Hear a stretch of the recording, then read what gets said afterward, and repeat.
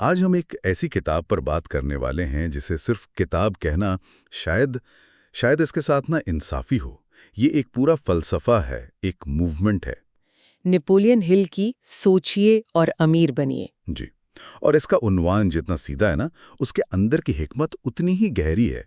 یہ کوئی جلدی امیر بننے والی اسکیم نہیں، بلکہ 20 سال سے زیادہ کی تحقیق کا نچوڑ ہے۔ بالکل، اس کی کہانی اینڈرو کارنیگی سے شروع ہوتی ہے، جنہوں نے ہل کو یہ چیلنج دیا کہ وہ 500 سے زیادہ کامیاب لوگوں کا تجزیہ کر کے کامیابی کا ایک فارمولا تیار کریں۔ تو آج کی ہماری گفتگو کا مقصد اسی فارمولے کو سمجھنا ہے، خاص طور پر دولت تک پہنچنے کے 13 اقدامات کو، اور یہ دیکھنا ہے کہ یہ اصول صرف پیسہ کمانے کے لیے نہیں، بلکہ زندگی میں کسی بھی بڑے مقصد کو حاصل کرنے کے لیے کیسے کام کرتے ہیں۔ اور یہ بات بہت دلچسپ ہے کہ تقریباً 1 صدی گزرنے کے بعد بھی یہ کتاب اتنی مقبول کیوں ہے۔ میرے خیال میں اس کا راز یہ ہے کہ یہ کتاب صرف کیا کرنا ہے نہیں بتاتی، بلکہ یہ سکھاتی ہے کہ کیسے سوچنا ہے۔ صحیح ہے۔ یہ نفسیات کے ان بنیادی اصولوں پر مبنی ہے جو وقت کے ساتھ بدلتے نہیں۔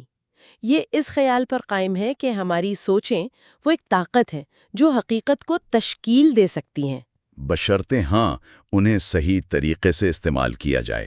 جی، مقصد، منصوبہ بندی اور ثابت قدمی کے ساتھ۔ تو آئیے اس فلسفے کے نقطۂ آغاز سے شروع کرتے ہیں، جو پہلا اور شاید سب سے اہم قدم ہے۔ خواہش۔ خواہش، ہر کامیابی کا نقطۂ آغاز۔ کتاب میں اس بات پر بہت زور دیا گیا ہے کہ یہ کوئی عام سی خواہش یا امید نہیں ہونی چاہیے۔ بالکل، ہارن کہتے ہیں کہ ایک کمزور خواہش کمزور نتائج لاتی ہے، بالکل اسی طرح جیسے ایک چھوٹی سی آگ بہت کم حرارت دیتی ہے۔ اس کے لیے شدید جلتی ہوئی خواہش چاہیے۔ اور اس کی سب سے بہترین مثال ایڈون سی بارنس کی کہانی ہے۔ جی، ایک نوجوان جس کے ذہن میں یہ دھن سما گئی تھی کہ اسے کسی بھی طرح تھامس ایڈیسن کا بزنس پارٹنر بننا ہے۔ مسئلہ یہ تھا کہ وہ ایڈیسن کو جانتا نہیں تھا اور اس کے پاس نیو جرسی جانے کے لیے ٹرین کے ٹکٹ کے پیسے بھی نہیں تھے۔ اس کہانی میں جو چیز مجھے سب سے زیادہ متاثر کرتی ہے وہ بارنس کا خود پر یقین ہے۔ وہ مال گاڑی میں چھپ کر وہاں پہنچا، ہولیا ایسا کہ کوئی بھی بھرا دیتا، لیکن وہ سیدھا ایڈیسن کی لیبارٹری گیا اور کہا کہ وہ یہاں ان کے ساتھ بزنس کرنے آیا ہے۔ اور ایڈیسن نے بعد میں بتایا بھی کہ اس کے کپڑوں سے زیادہ اس کی آنکھوں میں جو عزم تھا اس نے انہیں متاثر کیا۔ جی، انہوں نے اسے ایک معمولی سی نوکری دے دی، لیکن بارنس کے اپنے ذہن میں وہ پہلے دن سے ہی پارٹنر تھا۔ وہ بس موقع کی تلاش میں تھا۔ اور موقع اسے تب ملا جب ایڈیسن نے ایک نئی ڈیوائس ڈکٹیٹنگ مشین ایجاد کی۔ ایڈیسن کے اپنے سیلز مین اس میں دلچسپی نہیں رکھتے تھے، انہیں لگتا تھا کہ اسے کون خریدے گا۔ مگر بارنس نے اس میں موقع دیکھا۔ بالکل، اس نے کہا میں اسے بیچوں گا، اور وہ اس کام میں اتنا کامیاب ہوا کہ ایڈیسن نے اسے پورے ملک میں اس کی مارکیٹنگ اور تقسیم کا کانٹریکٹ دے دیا، اور اسی کانٹریکٹ نے بارنس کو بے انتہا امیر بنایا۔ تو اس کی وہ جلتی ہوئی خواہش آخرکار حقیقت بن گئی۔ جی، وہ ایڈیسن کا حقیقی پارٹنر بن گیا۔ بنیاد ہیں: پہلا، اپنے ذہن میں مطلوبہ رقم کی بالکل صحیح مقدار طے کریں۔ صرف یہ کہنا کافی نہیں کہ مجھے بہت پیسہ چاہیے۔ ایک مخصوص ہنسا ہونا چاہیے۔ درست۔ دوسرا، یہ طے کریں کہ اس رقم کے بدلے میں آپ کیا دینے کو تیار ہیں، کیونکہ مفت میں کچھ نہیں ملتا۔ تیسرا، ایک مقررہ تاریخ کا تعین کریں۔ چوتھا، ایک ٹھوس منصوبہ بنائیں اور فوراً اس پر عمل شروع کر دیں، چاہے آپ تیار ہوں یا نہ ہوں۔ جی۔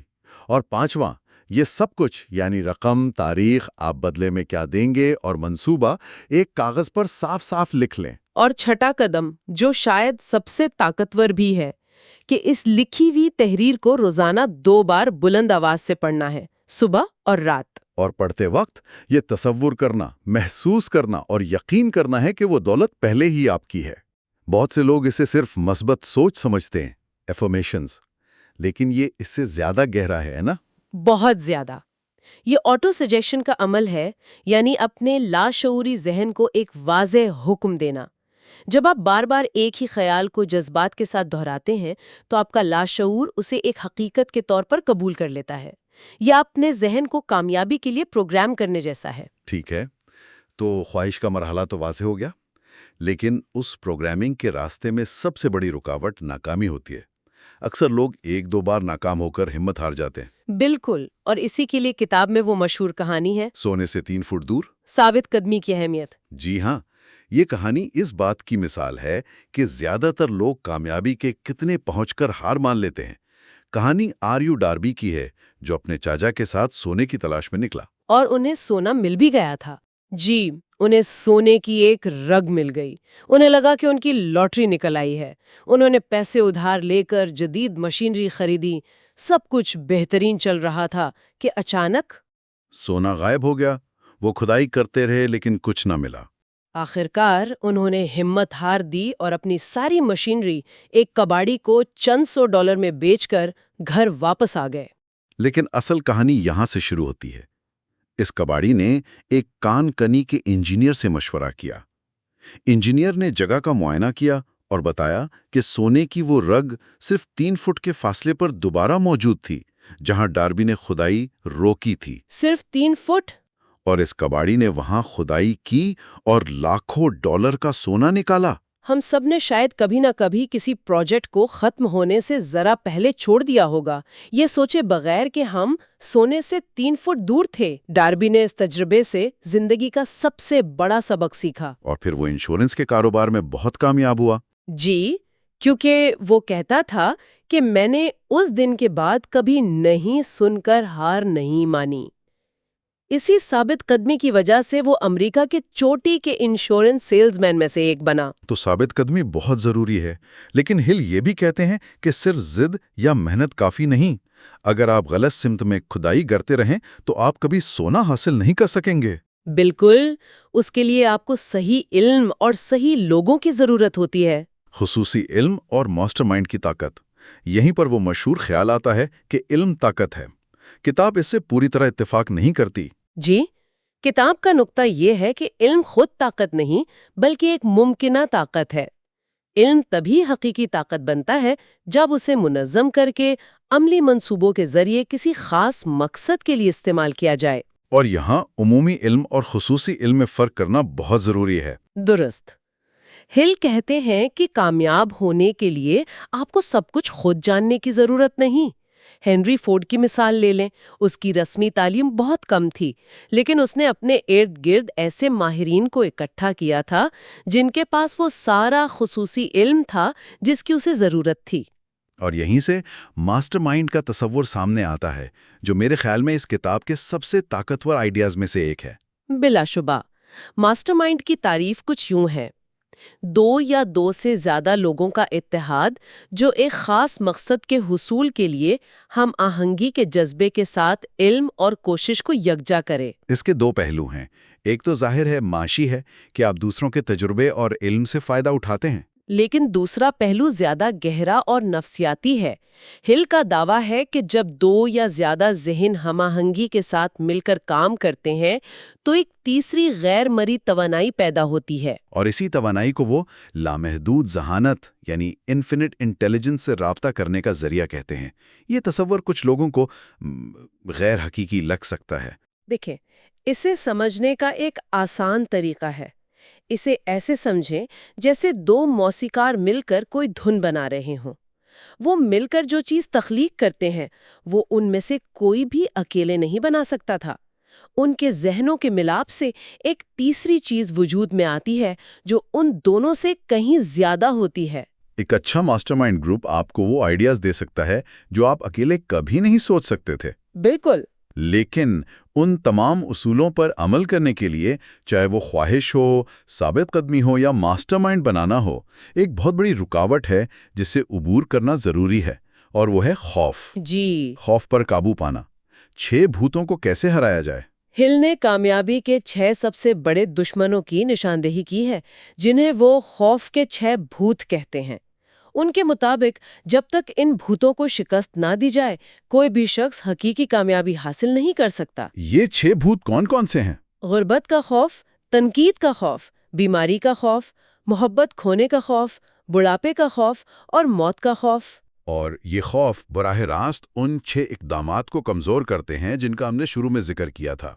خوف کا خوف آپ کو ایک بڑا مالی ہدف مقرر کرنے سے روکتا ہے۔ آپ سوچتے ہیں یہ ناممکن ہے۔ اور تنقید کا خوف آپ کو اپنا منصوبہ دوسروں کو بتانے سے ڈراتا ہے۔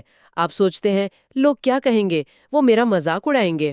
بالکل، اور یہ ہماری فیصلہ کرنے کی صلاحیت کو مفلوج کر دیتے ہیں۔ ہل کے مطابق خوف کی جڑ غیر یقینی یعنی انڈیسیژن میں ہے۔ تنقید کے خوف کے بارے میں کتاب میں ایک بہت ہی عجیب مثال دی گئی ہے، مردوں کے گنجے پن کے حوالے سے۔ جی ہاں، وہ ایک دلچسپ نکتہ ہے۔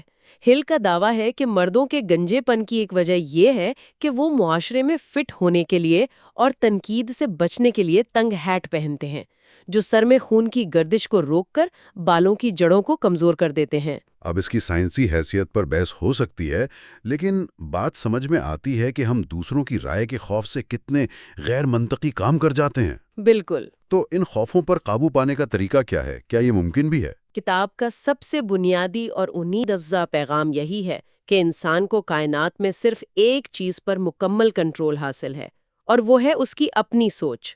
صرف سوچ؟ جی، اگر آپ اپنی سوچ پر قابو پا سکتے ہیں تو آپ خوف پر بھی قابو پا سکتے ہیں۔